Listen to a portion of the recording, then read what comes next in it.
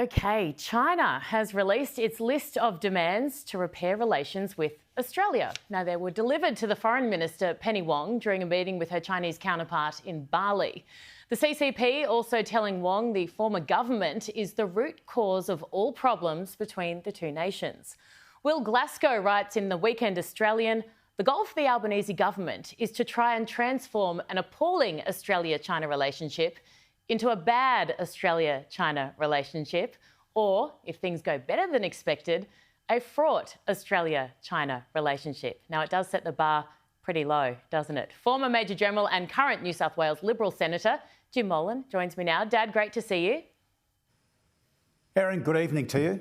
You've just written a book on this issue to be launched next month. It's called Danger on Our Doorstep. Congratulations. You're an expert in this field. Is he right? Is that the best that we can hope for, a fraught relationship? Well, Will has certainly set himself a low bar, as you say. To go from appalling to bad to fraught is not something that anyone would be particularly proud of. But I find it absolutely fascinating that both countries walked away from the 30-minute meeting yesterday. Foreign Minister Wong quite rightly said it was a very small step, and she has tried to play down expectations. But all what we've had since then is very, very depressing. We've had, for example, several years ago, 14 conditions that were set by the Chinese embassy in Canberra for improving relationships with Australia. And they were things such as Australia blocking Chinese investment on national security grounds. This is what China wanted us to change. Stop interfering in Hong Kong and Taiwan. Stop spearheading crusades against China. Stop unfriendly reporting. Quite bizarre. Now we've moved from those 14 requirements that China has set. Now we've done nothing, but all of a sudden we've got to change, and we've got to change along the lines of 4. I don't know whether we've survived in the other 10, but you can't. There's no correlation between the two. For example, China says now that we must be partners. It says that we must shelve differences. Well, it's China that's created the differences. It says that we must build support amongst the Australian population for positiveness and pragmatism in the relationship. Yeah, I guess we could do that if we borrowed some of the population control software that China regularly uses against its own people, and we've got to move away from the United States relationship, the United States alliance that we have. Now, this is typical of China. China has lied, it intimidates, and this is exactly what's going on at the moment. So for Will to come out and say that, well, we hope it goes from appalling to bad to fraught is quite amusing. I don't think anyone could be doing much better at the moment than Foreign Minister Wong is doing, but this is typical of the way China operates. It'd be comical if it weren't so terrifying.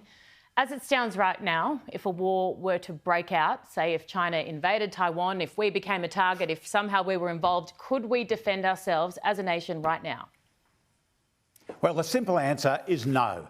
And I make that argument very strongly in the book that you mentioned beforehand, Danger on Our Doorstep, that's in the bookshelves on the 3rd of August. The simple answer is no, we could not defend ourselves.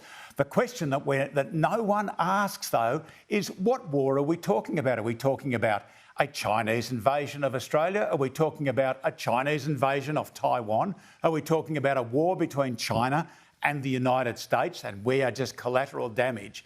What I do in that book is that I address the issue of what kind of a war we should be preparing for. Now, if you can't state what kind of a war you are preparing for, then how do you know you're preparing for the right war? Well, I don't want to... And that's the question. I don't want you to miss out on sales for your book, but tell us now in abbreviated version, what war are we preparing for, or should we be? Oh, well, the war we are preparing for is the same wars that we have been fighting for the last 80 years. That is, where we send very small forces, fantastically equipped and trained forces overseas to work with the Americans, where we don't have to carry any burden, really. Yeah. We don't have to, we don't have to look at the people we're fighting as desperately the enemy. and we can make choices about when we go and when we come home. The war we should be preparing for is the war that comes out, and I won't go into too much detail, but it's the war that comes out of a strategy, an overall look at strategy of the entire situation that Australia faces in the Western Pacific. At the moment, you know, we don't have a strategy. All we're doing is replacing what we have for those outdated wars. Yeah. That is not going to get us anywhere at all.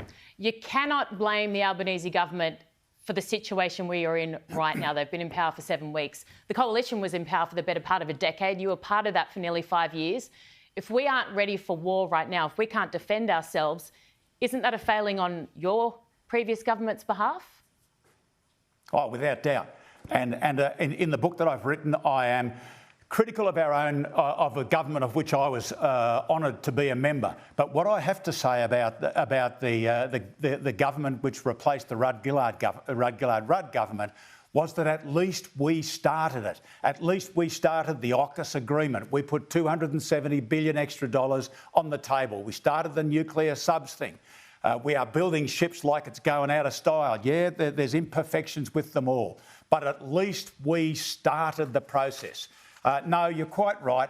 And I have no intention of blaming the Albanese government for anything that occurred during our period of government. But I tell you what, they really should seriously look at the need for a strategy. They should do the strategy, and whatever falls out of that strategy, they should start working towards it. It's fairly simple. OK. Dad, Jim Molan, thank you very much for your time, as always.